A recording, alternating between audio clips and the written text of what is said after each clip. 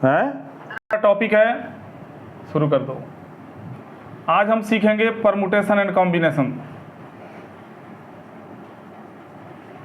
Permutation and combination ये topic competitive exam के view से बहुत ही इंपॉर्टेंट टॉपिक है। कई सारी नई बातें इस टॉपिक के अंदर आप सीखोगे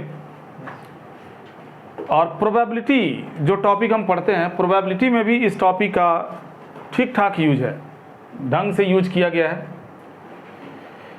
अब स्टार्ट तो हमें इनिशियल स्टेज से ही करना होगा, लेकिन उससे पहले इसकी कुछ इम्पोर्टेंट बातें जान लेते हैं कि इस टॉपिक को पढ़ने के बाद हमारे बिहेवियर में क्या चेंज आएगा, मतलब हम नया क्या सीखेंगे।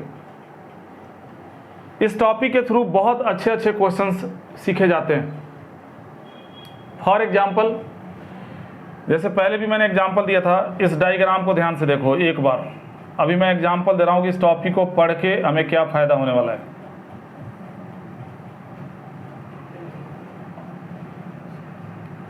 यहाँ पे जो डायग्राम बना रहा हूँ इसको ध्यान से देखो।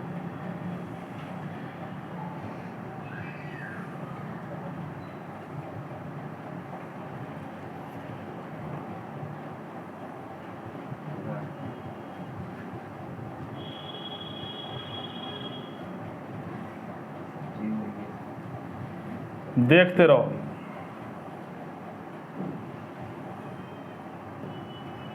ये रहा डायग्राम।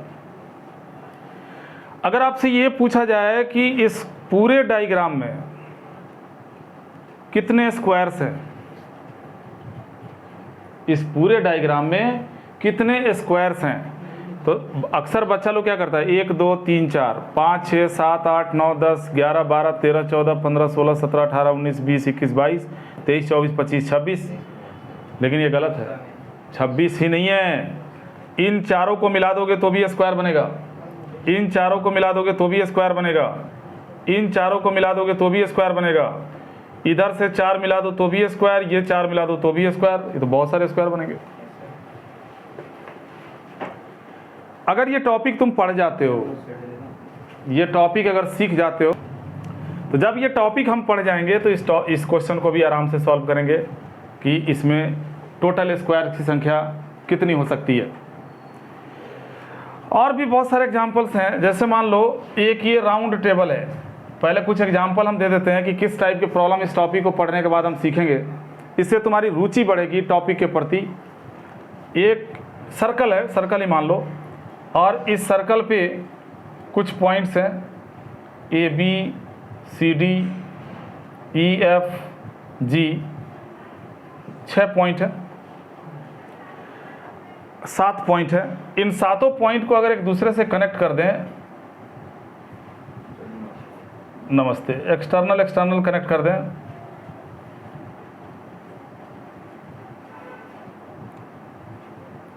तो एक पॉलीगन बन जाएगा 7 साइड का। हेप्टागन है। इस हेप्टागन में कितने डायगोनल्स हैं, डायगोनल की संख्या कितनी है, तो तुम्हें दिक्कत होगी। वैसे अगर ड्रॉ करने में दिक्कत होगी, चलो मान लो कि तुमने मेहनत करके काउंट कर भी लिया, लेकिन अगर 20 साइड का कोई पॉलीगन है तो कितनी लाइनें काउंट करते रहोगे, जबकि इसमें डायगोनल की संख्या मात्र 14 है। 14 डायगोनल है इसमें। जब परमुटेशन कॉम्बिनेशन पढ़ जाओगे आराम से इसको सॉल्व कर दोगे। इन सब बातों को छोड़ो, इन सब बातों को छोड़ो। अभी IPL जोरों पे है, IPL के मैचेस चल रहे हैं, 10 टीमें खेल रही हैं, 10 टीम्स, और तुम्हें पता है कि हर टीम को दूसरे टीम से 2-2 मैच खेलना है। सपोज कर लो 10 टीमें, हर टीम को 2-2 मैच खेलना है। उसके बाद वो एलिमिनेटर और सेमीफाइनल और फाइनल जो भी होता है। लीग मैच अगर पूछा जाए कि टोटल कितने लीग मैच खेले जाएंगे, ये भी आप इस टॉपिक से सेकंडों में काउंट करके बता दोगे।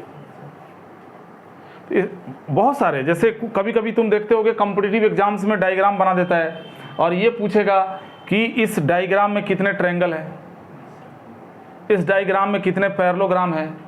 उन सभी संख्याओं को आप काउंट कर सकते हो इस टॉपिक को पढ़ने के बाद। कितना एग्जाम्पल दूं मैं, एग्जाम्पल की कमी थोड़ी ना है। अब जैसे मान लो मैंने यहाँ पे लिख दिया उत्पल, लिख दिया उत्पल और डबल एल लगा दिया जानबूझ के।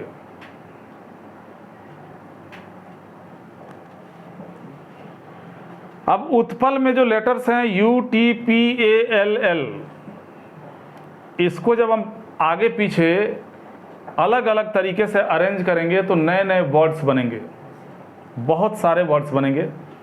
क्योंकि आप लोग 12th में आ गए हो, 11th पढ़ चुके हो, तो आप लोगों को इतना तो पता होगा। बेशक मैं दोबारा बताऊंगा, 1 2 3 4 5 6, तो 6 फैक्टोरियल, L 2 बार है अपॉन में 2 फैक्टोरियल, यानी 6 फैक्टोरियल 120 अपॉन में 2, 60 वर्ड बनेंगे।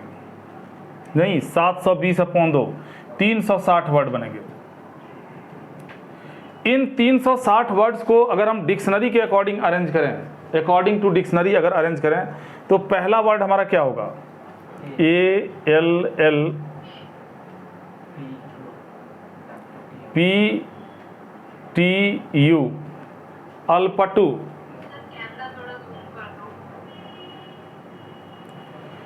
पहला वर्ड जो बनेगा उत्पल के लेटर से, ये फर्स्ट वर्ड होगा अल्पटू। ये तो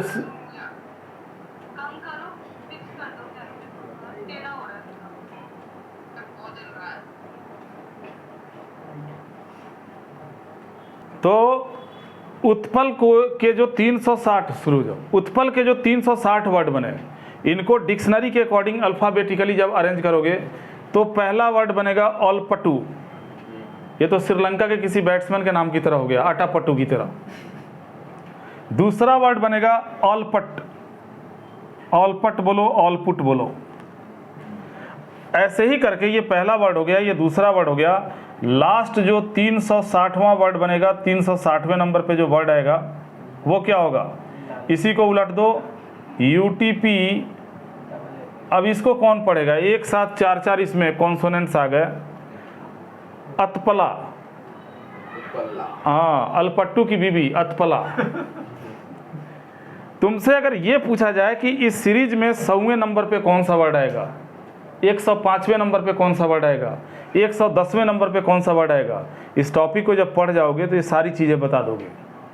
तुमसे अगर ये पूछा जाए कि ये उत्पल कितने नंबर पे आएगा, उत्पल का रैंक क्या होगा, तो जो टॉपिक हम सिखाने जा रहे हैं, इसको सीखने के बाद तुम ये भी पता लगा लोगे कि उत्पल का रैंक क्या होगा, उत्पल कितने नंबर पे आएगा। मैं कह तो रहा हूँ कि रिकॉर्डिंग, मैं वही तो कह रहा हूँ कि एग्जाम्पल्स की कमी नहीं है, एग्जाम्पल्स बहुत सारे हैं। यानी बहुत सारी नई चीज़ें आप सीखने जा रहे हो इस टॉपिक के थ्रू। इसमें एक चीज़ तुमने देखा होगा, फैक्टोरियल। वैसे फिर से मैं रिपीट कर रहा हूँ कि तुम सभी 11th या 12th, 11th में टॉपिक पढ़ चुके हो, सारे लगभग 12th में ही हो, अब तो सभी 12th में आ चुके हो।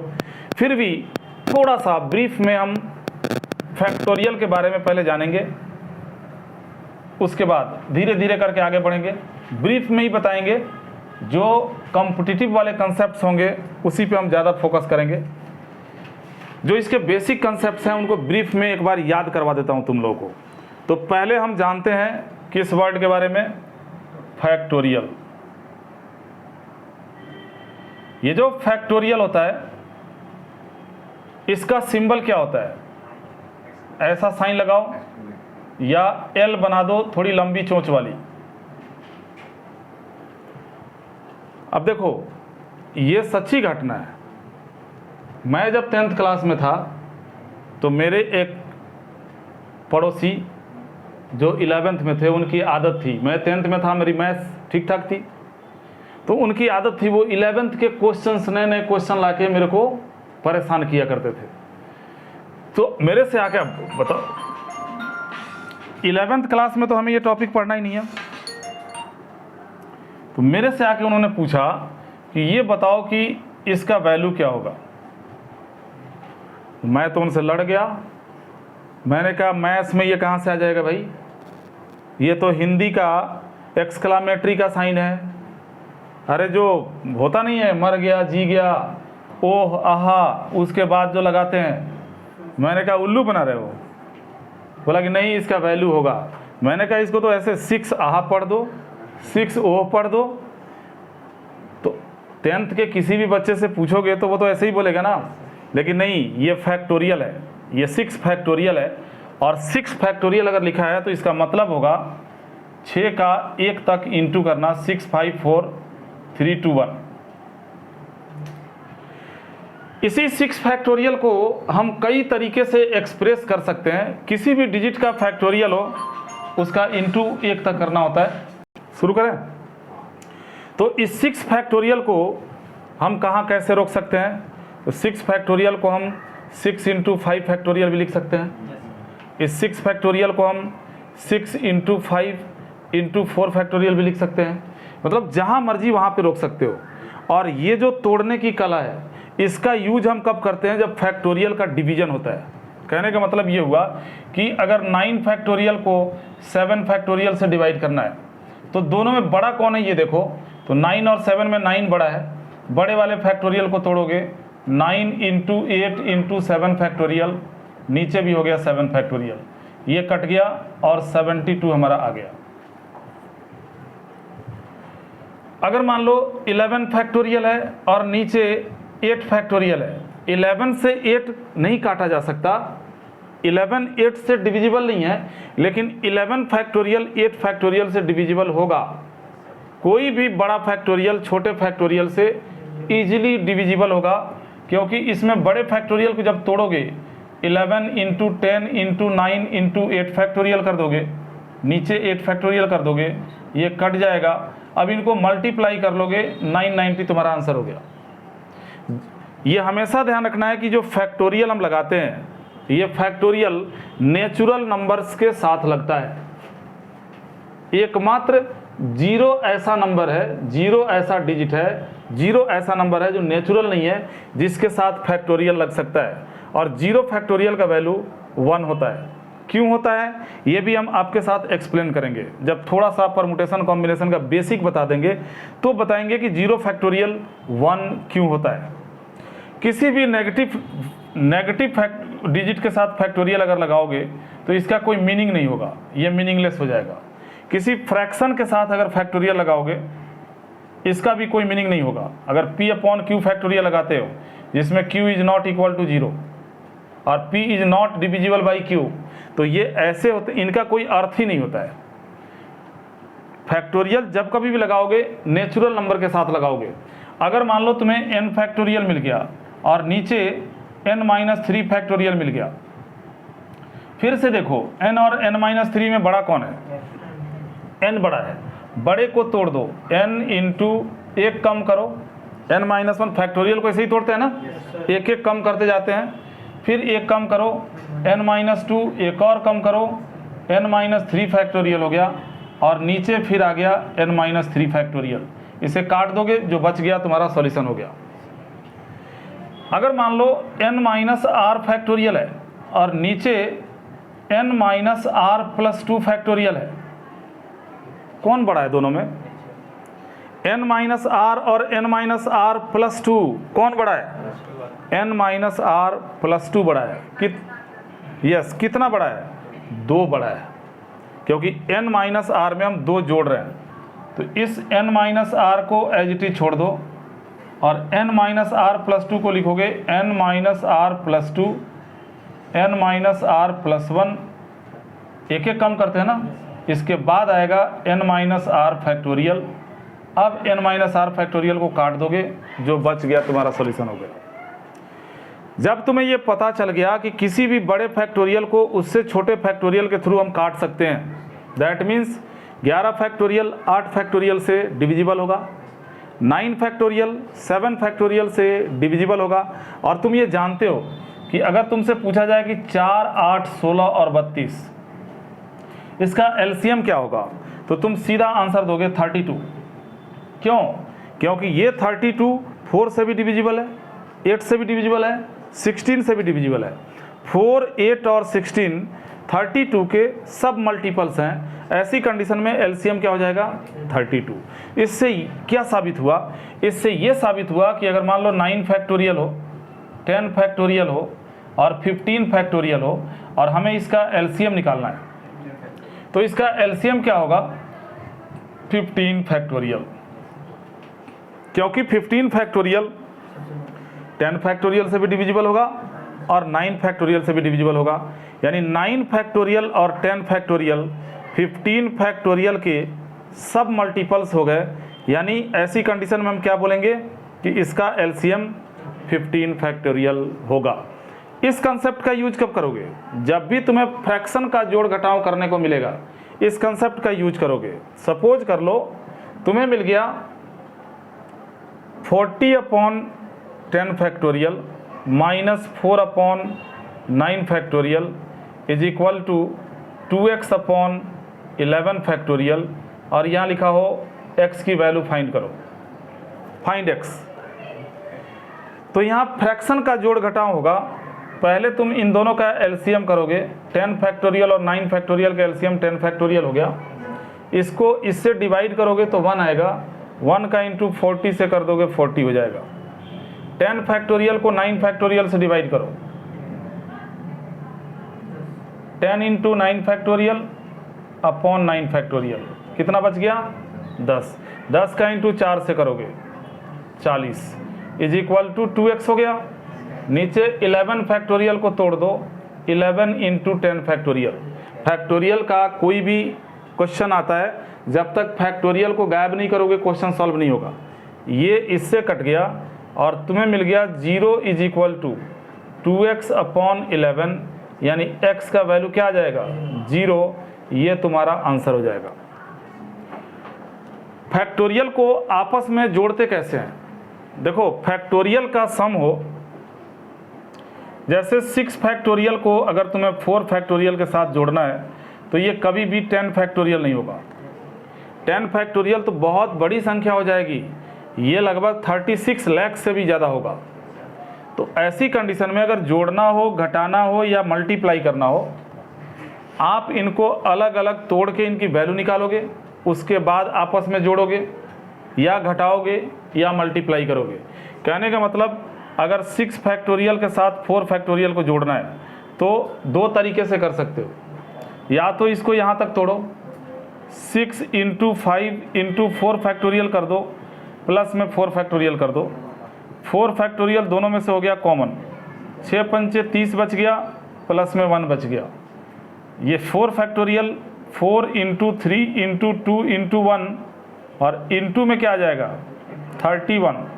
अब मल्टीप्लाई कर लो, 24 इंटू 31, 24 1 जा 24, 2 हो गया, 24 3 जा 72 और 2 74, 744 आ गया। घटाना होता घटा लो, मल्टीप्लाई करना होता है तो भी आप इनमें से कॉमन, बीच में इंटू ही तो होगा, तब कॉमन नहीं होगा, तब दोनों को आपस में, दोनों को अलग अलग सॉल्व करके तब मल्टीप्लाई करना होगा। लेकिन डिवीजन करना होगा तो वहाँ तुम्हारा काम आसान हो जाएगा, तोड़ के डिवीजन कर सकते हो। तो ये ब्रीफ में मैंने आपको फैक्टोरियल की हिस्ट्री सुनाई। अभी भी परमुटेशन कॉम्बिनेशन जानने से पहले हमें एक और छोटा सा कंसेप्ट जानना होगा, जिसको हम बोलते हैं फंडामेंटल प्रिंसिपल ऑफ काउंटिंग। लेकिन थोड़ा सा और फैक्टोरियल पे काम कर लेते हैं। यहाँ ध्यान दो, कन्वर्जन इन फैक्टोरियल, फैक्टोरियल में अगर कन्वर्ट करना हो है, अब जैसे मान लो अगर दिया है 7 इंटू 8 इंटू 9 और इसको फैक्टोरियल में बदलना है।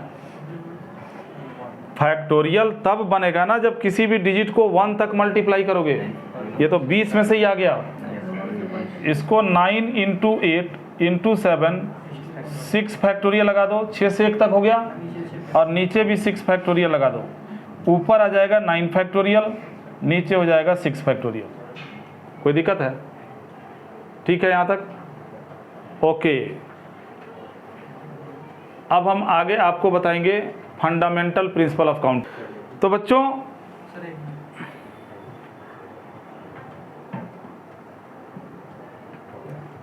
परमुटेशन का मैक्सिमम वर्क, मैक्सिमम क्वेश्चन हम इस कंसेप्ट से सॉल्व करते हैं, जिसका नाम है फंडामेंटल प्रिंसिपल ऑफ काउंटिंग।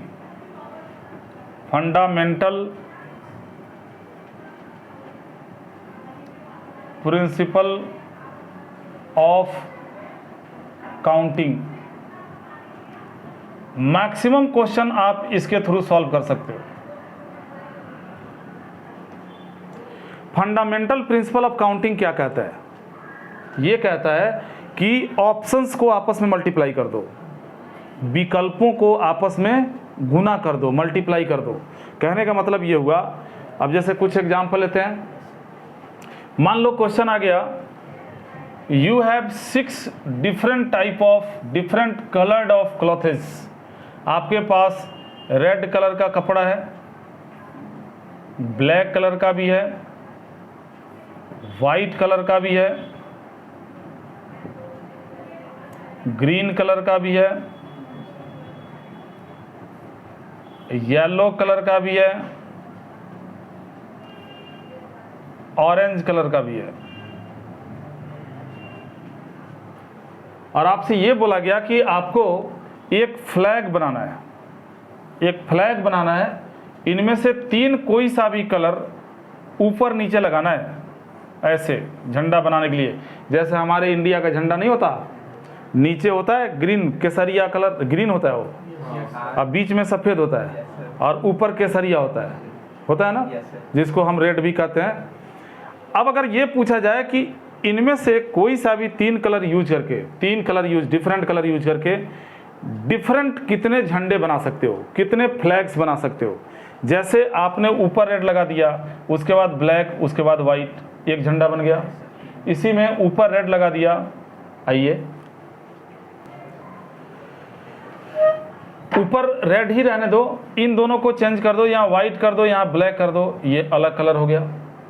ऊपर वाइट कर दो, फिर रेड, फिर ब्लैक कर दो, ये अलग कलर हो गया। तो ऐसे करके डिफरेंट कितने झंडे बना सकते हो।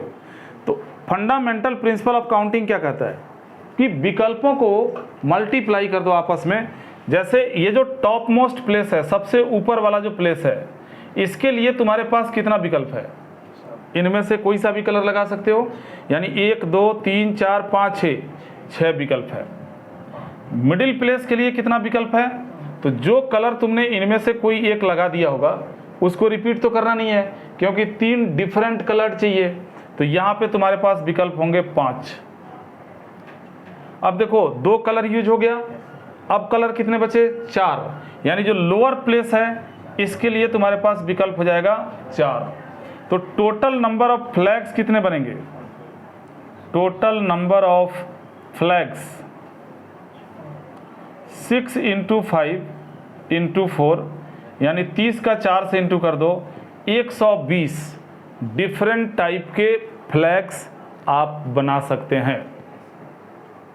ठीक है, इस डायग्राम को देखिए, एक भूल भुलैया वाला डायग्राम है। यहां पे 2 एंट्रेंस हैं,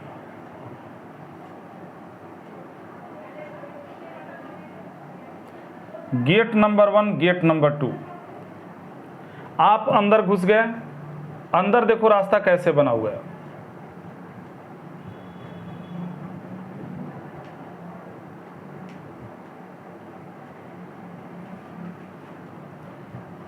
अब फिर बाहर देखो,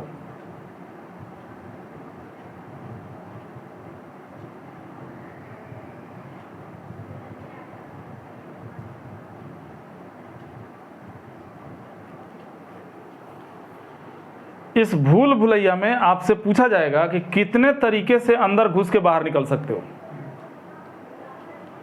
अब पहले देखो, स्टार्टिंग में तुम्हारे गेट कितने हैं, 2। बीच में कितने गेट हैं, ये गेट बंद है, ध्यान देना। ये मत सोच लेना कि 1 2 3 4, नहीं, ये बंद है, 1 2 3। और लास्ट में जो एग्जिट है, फाइनल एग्जिट, यहाँ पे कितने एग्जिट कितने हैं, 4। सभी को आपस में मल्टीप्लाई कर दो, यानी 24 तरीके से तुम इस भूल भुलैया में अंदर जाके बाहर निकल सकते हो। 24 डिफरेंट तरीके से इसमें अंदर जाके बाहर निकला जा सकता है। यहाँ देखो, और बताते हैं तुम्हें। तुम ट्यूशन पढ़ने के लिए सपोज करो जैतपुर जाते हो, जैतपुर, और ये तुम्हारा घर है, तुम्हारा घर यहाँ पे है। यहाँ से तुम्हें जैतपुर जाना है। कन्वेंस के लिए क्या साधन है, ऑटो चलता है। इस रूट पे ऑटो चलता है 100 ऑटो हैं, 100 ऑटोज, डिफरेंट 100 ऑटोज हैं जिनके थ्रू तुम जैतपुर जा सकते हो या जैतपुर से आ सकते हो। हर एक ऑटो का नंबर अलग अलग है और डिफरेंट ऑटोज हैं। अब अगर तुमसे ये पूछा जाए और ट्यूशन पढ़ने तुम जाते हो तुम्हारी कोचिंग या जैतपुर में, by how many ways you can take a round trip if you have to use the same auto। पहले मीनिंग समझो, क्वेश्चन क्या पूछ रहे हैं। राउंड ट्रिप का मतलब होता है आप घर से गए, ट्यूशन पढ़े, फिर घर आ गए। सेम ऑटो का मतलब जिस ऑटो से गए उसी से आपको आना है। तो हम बात कर रहे थे थोड़ी देर पहले, वही ऑटो वाली बात कर रहे थे। हाँ, तो राउंड ट्रिप लेना है और सेम ऑटो का यूज करना है। ऐसे समझो जैसे मान लो तुम घर से निकले और घर से जैसे ही निकले एक ऑटो में बैठे, जब परिचय हुआ, बात हुआ, तो पता चला कि ऑटो का ड्राइवर तुम्हारा मामा है। उसने कहा भांजे कहाँ जा रहा है? ट्यूशन पढ़ने। तेरे से किराया नहीं लूँगा मैं, चल, ले जाके पहुँचा दिया। अब तुम्हारे मन में आ गया लालच, अरे मामा के ऑटो से जाने पे किराया नहीं लग रहा है, यानी रिटर्निंग के समय तुम मामा का ऑटो ढूंढोगे। कहाँ गए मामा जी, जल्दी आइए, घर जाना है। तुमसे ये पूछा जाएगा कि ये काम कितने तरीके से कर सकते हो। तो देखो, जाने के तुम्हारे पास विकल्प हो गए 100, ठीक है। आने के कितने विकल्प होंगे? ओनली 1। अरे जाने के समय तो 100 में से तुम किसी में बैठ के चले जाओ, सारे थोड़े ना तुम्हारे मामा हैं, उनमें एक ही कोई होगा ना। वो तो गलती से जिसमें बैठे मामा निकल गया। जाने के मान लो कि तुम बस 6246 इस नंबर के ऑटो से गए, आते समय तुम इंतजार करोगे कि 6246 नंबर का ऑटो कब आएगा, तब उसमें जाऊंगा, तभी तो सेम ऑटो होगा। इस तरीके से समझो, जैसे मान लो ऑटो नंबर 1, ऑटो नंबर 2, 3, 4 ऐसे करके 100 ऑटो है। 1 से गए, 1 से आ गए, एक तरीका। 2 से गए, 2 से आ गए, 3 से गए, 3 से आ गए, 4 से गए, 4 से आ गए, ऐसे करके 100 से गए, 100 से आ गए। 100 तरीके नहीं हो गए। लेकिन इसी में अगर ये पूछता कि by how many ways you can take a round trip, फिर से राउंड ट्रिप लगाना है, if you have to use the different auto. इस बार तुम्हें डिफरेंट ऑटो यूज करना है, मतलब जिससे गए उससे नहीं आना है। रीजन कोई सा भी हो सकता है तुम जिससे जा रहे थे ऑटो के ड्राइवर से लड़ाई हो गई, तुमने उसको 4 मारा, उसने भी तुम्हें 4 लगा दिया, बोला आओ उधर से देखता हूं मैं। अब डर के मारे तुम उस ऑटो में जाओगे नहीं। तो जाने के इस बार अगर डिफरेंट ऑटो बोलता है तो जाने के 100 विकल्प तो हैं, मगर आने के तुम्हारे पास विकल्प कितने होंगे?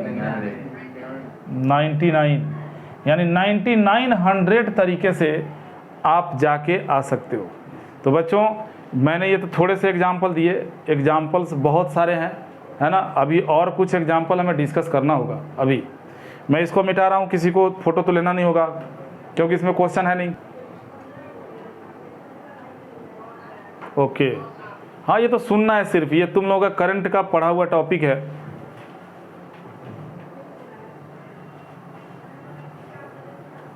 ये जो 12th वाले, बूढ़े 12th वाले हैं, तुम यंग 12th वाले हो गए, और जो बूढ़े 12th वाले हैं उनको याद करवाना पड़ रहा है बस।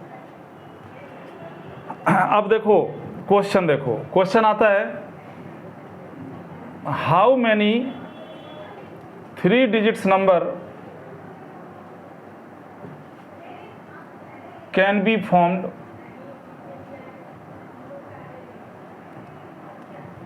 Bye using the digits 1 2 3 4 5 6 9 if no digit can repeat।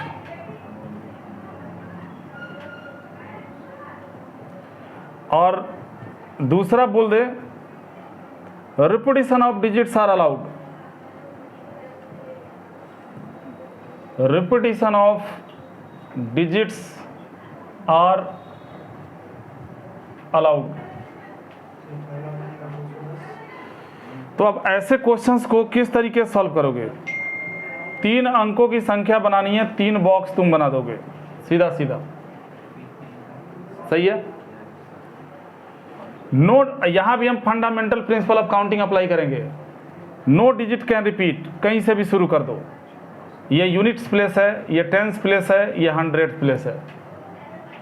यहाँ कोई कंडीशन तो दिया नहीं है, यहाँ तो ये लिखा नहीं है कि इवन है, ऑड है, 500 से बड़ी, 400 से छोटी, ऐसा कुछ तो लिखा नहीं है।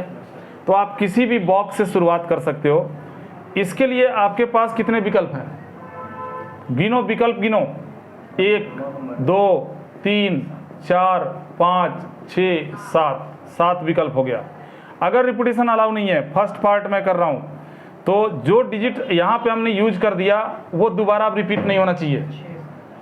तो टेंस प्लेस के लिए कितने विकल्प हो जाएंगे? 6, और 100th प्लेस के लिए 5। सभी विकल्पों को इंटू कर दो, 210 संख्याएं बनेंगी। लेकिन जब रिपीटिशन अलाउ होगा, 3 बॉक्स हम अब भी बनाएंगे।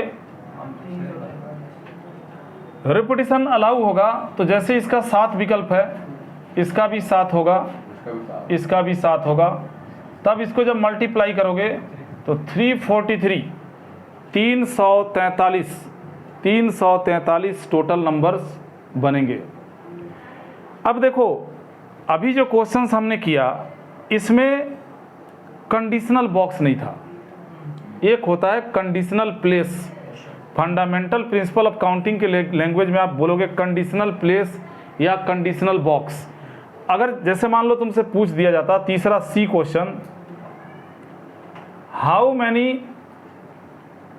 Even number are there of 3 डिजिट्स if no digit can repeat?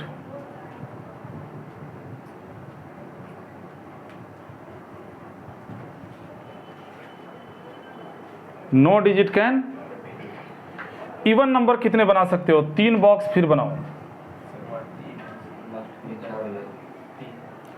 अब बताओ, मैं कुछ संख्याएं लिख रहा हूं, जैसे मैंने लिख दिया 235, क्या ये इवन नंबर है? फिर मैंने लिखा 236, क्या ये इवन नंबर है? ये तुम लोगों को बताने की जरूरत नहीं है कि अगर यूनिट प्लेस पे इवन होगा तो नंबर इवन होगा। तो ये जो यूनिट प्लेस वाला बॉक्स है, क्या यहाँ पे तुम 5 रख सकते हो, 7 रख सकते हो? नहीं रख सकते। तो अगर कोई भी प्लेस सभी विकल्पों के लिए, सभी ऑप्शंस के लिए अवेलेबल ना हो, ऐसे प्लेस को हम बोलते हैं conditional place. A place which is not available for every options called conditional place, and first of all we must have to fill the conditional place। सबसे पहले हमें ऐसी परिस्थिति में क्या करना होगा? कंडीशनल प्लेस को ही भरना पड़ेगा। अगर किसी और प्लेस को भरोगे तो गलत हो जाएगा। यानी ये जो यूनिट प्लेस हो गया, इस पे एरो लगा दो, ये कंडीशनल प्लेस हो गया। कह रहा है कि कितने इवन बनेंगे, इस प्लेस के विकल्प गिनो। यहाँ क्या क्या डाल सकते हो? यहाँ 2 रख सकते हो, यहाँ 4 रख सकते हो, यहाँ 6 रख सकते हो। 2 4 6, 3 ही हमारे विकल्प जो दिए हुए हैं, 1 2 3 4 5 6 9, इसमें 3 ही ऐसे विकल्प हैं जिनको यहाँ पे डाला जा सकता है। यानी यूनिट प्लेस के लिए हमारे पास 3 विकल्प हो गए। अगर रिपीटिशन अलाउ नहीं है, इन तीनों में से कोई एक तो यहाँ डाल दिया होगा ना, तो अब अगले के लिए हमारे पास विकल्प हो जाएंगे 6, 5 नहीं 6, और उससे अगले के लिए 5। यानी 90 नंबर्स जो होंगे, टोटल 210 बन रहे थे, उसमें 90 इवन होंगे, 90 जो होंगे वो इवन होंगे, बाकी सारे क्या होंगे? ऑड होंगे। और अगर रिपीटिशन अलाउ होता तो 3 तो यहाँ पे होगा ही होगा, 3 तो यहाँ पे होगा ही, बाकी दूसरे प्लेस पे हमारे पास 7 विकल्प होते, तीसरे पे भी 7 होते। ऐसी कंडीशन में जब रिपीटिशन अलाउ होगा तो 222 भी बनेगा, 322 भी बनेगा, 224 भी बनेगा। यानी आप 2 बार भी रिपीट कर सकते हो और 3 बार भी रिपीट कर सकते हो। तो जो डिजिट आपने यहाँ डाला है उसको यहाँ भी दोबारा रिपीट कर सकते हैं और यहाँ भी दोबारा रिपीट कर सकते हैं। तब कितने बनेंगे? 49 3 जा 147 बनेंगे। तो ये कंडीशनल प्लेस आ गई होगी बात समझ में। अब हम एक काम करते हैं, आप सभी कॉपी पेन निकाल लीजिए, क्वेश्चन लिखेंगे, आप पहले सॉल्व करेंगे, आपको समय दिया जाएगा 1 मिनट, उसके बाद सॉल्यूशन एक्सप्लेन कर दिया जाएगा और आप वहां से अगला क्वेश्चन आपके लिए, और आप भी ट्राई करो। How many telephone number of 7 digits can be formed if each telephone number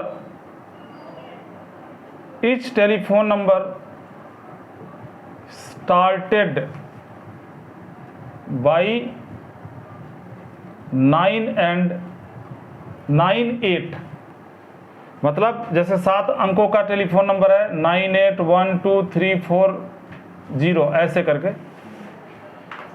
each number started by 98 and started with 98 and and by 0। Solve करो इसको। 7 अंकों के कितने टेलीफोन नंबर बना सकते हो? 98 से शुरू होगा, 0 पे एंड होगा। If no digit can repeat. बच्चों एक बात मैं पहले क्लियर कर दूं,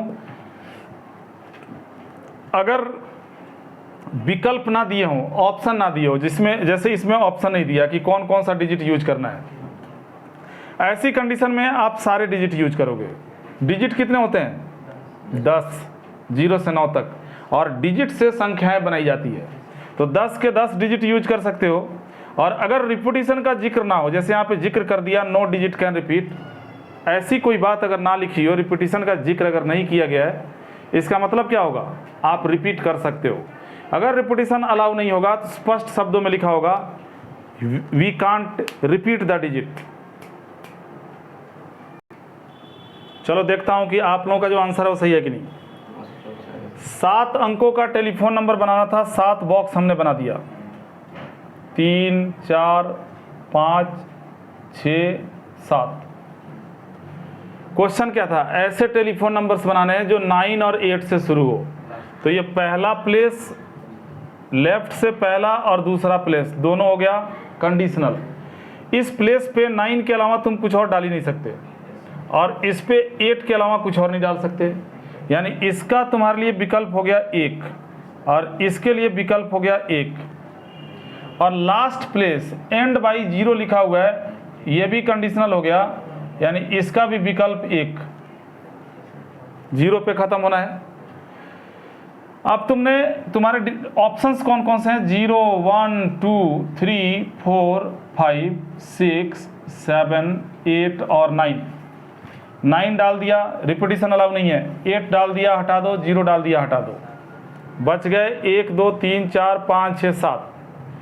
अब इन 7 में से यहाँ पे कुछ भी डाल सकते हो, यानी 7 विकल्प हो गया, 7 विकल्प।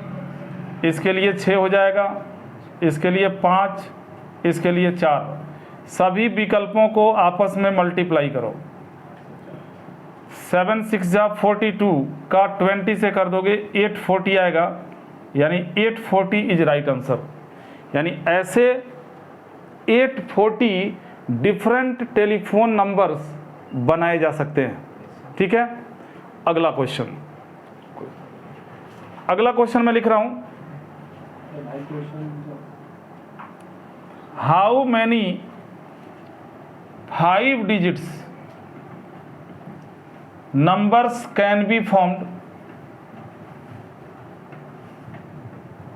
if no digit can repeat?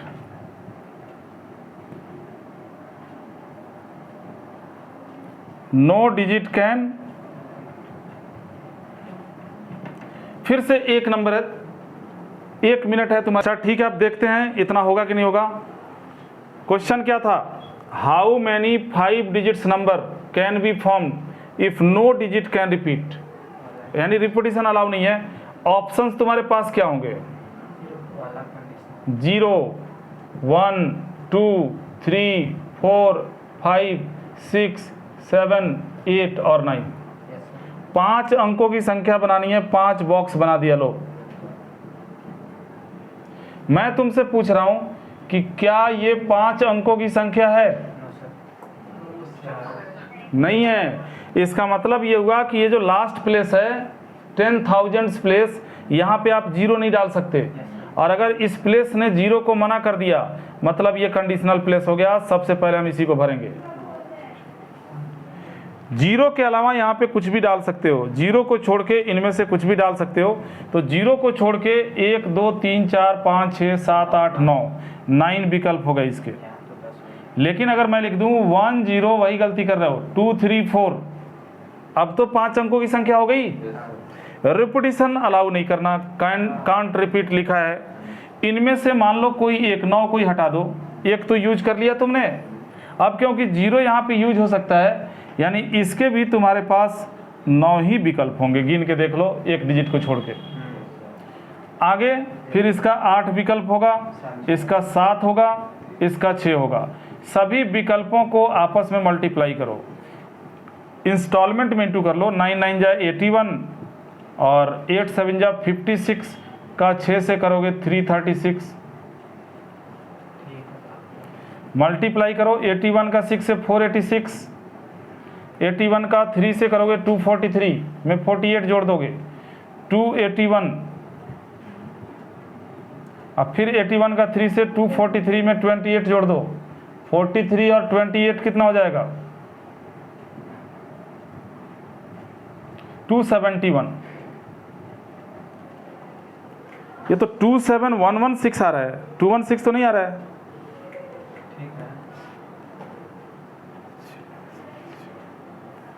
ठीक है सर। नहीं, ठीक नहीं है, 2 ही आएगा। हाँ 2 आएगा। 27216 जब मल्टीप्लाई करोगे इसको 27216 आएगा और ये बिल्कुल सही आंसर था। बताओ, दोबारा पढ़ने के बावजूद तुम लोग अगर गलती कर रहे हो तो ये तो गलत बात है। बंद करो, दिमाग लगाओ और सॉल्व करो। How many numbers on a how many numbers of 3 digits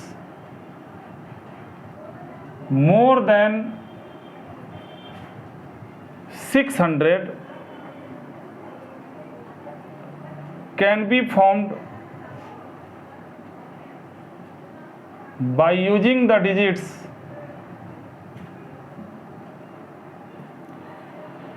0, 2, 4, 6, 8, 9. How many numbers of 3 digits more than 600 can be formed by using the digits 0, 2, 4, 6, 8, 9? हाँ जी बच्चों, यहाँ ध्यान दो। इस क्वेश्चन में क्या है? 3 अंकों की संख्या बनानी है। विकल्प ये रहे। कंडीशन क्या है? 600 से बड़ी होनी चाहिए। रिपीटिशन का कोई जिक्र नहीं है, मतलब हम रिपीट कर सकते हैं। अब 600 से बड़ी होनी चाहिए, 3 अंकों की संख्या, 3 बॉक्स बना दिया, तो ये तो कंडीशनल बॉक्स हो गया ना। क्योंकि इसके लिए तुम्हारे पास विकल्प कौन कौन से होंगे?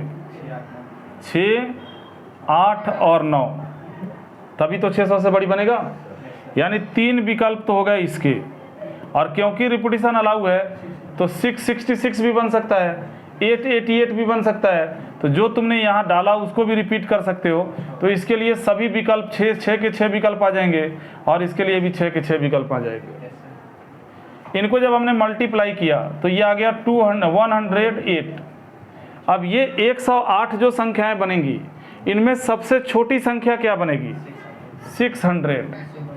इससे बड़ी 602, फिर 604, फिर 606। ये सारी संख्याएं बनेंगी और सबसे बड़ी जो संख्या बनेगी वो 999 होगा। क्वेश्चन को ध्यान से पढ़ो, यही तो ध्यान देना होता है। साफ लिखा हुआ है कि how many numbers of 3 digits more than 600, 600 से बड़ी, तो 600 से बड़ी तो इसको थोड़े काउंट करोगे तुम, इस 600 को छोड़ दो, इसके अलावा बाकी सबको काउंट करोगे, यानी -1 हो जाएगा। 107 टोटल नंबर्स होंगे जो 600 से बड़ी होंगी। ठीक है बच्चों, अगला क्वेश्चन। अभी तुम्हें जो पढ़ाया वही पढ़ा रहा हूं, लेकिन तुम्हें जो पढ़ाया था उसमें भी मैंने एक्स्ट्रा चीजें पढ़ाई थी, फिर नए कॉन्सेप्ट्स भी आएंगे तुम्हारे पास तो सीखोगे। अगला क्वेश्चन है how many numbers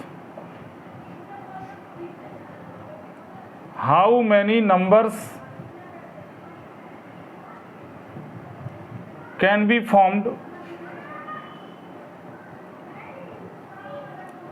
by using the digits 2, 3, 4, 5, 6 if no digit can repeat।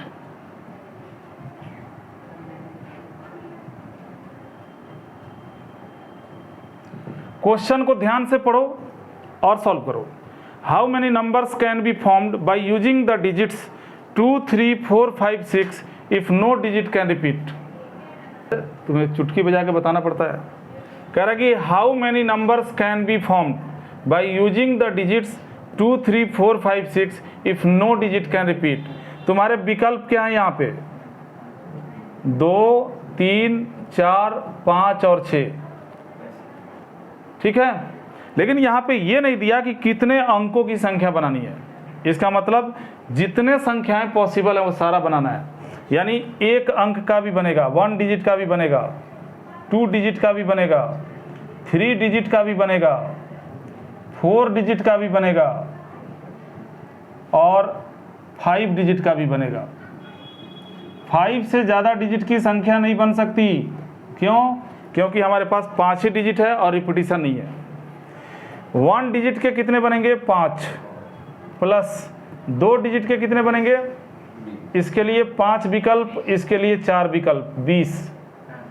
3 digit के इसका 5 विकल्प, इसका 4 विकल्प, इसका 3 विकल्प, यानी 60।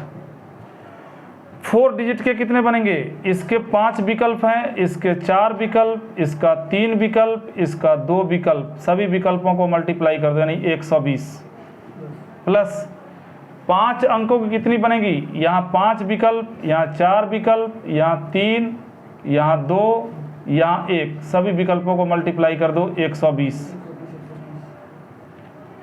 5 × 4 × 3 × 2 × 1। अब कैलकुलेट करो। 120 + 120 240 + 60 300 + 20 320 + 5 325 टोटल नंबर्स बनेंगे। इन 5 डिजिट्स को यूज करके 325 कुल संख्याएं बनाई जा सकती हैं। ठीक है बच्चों।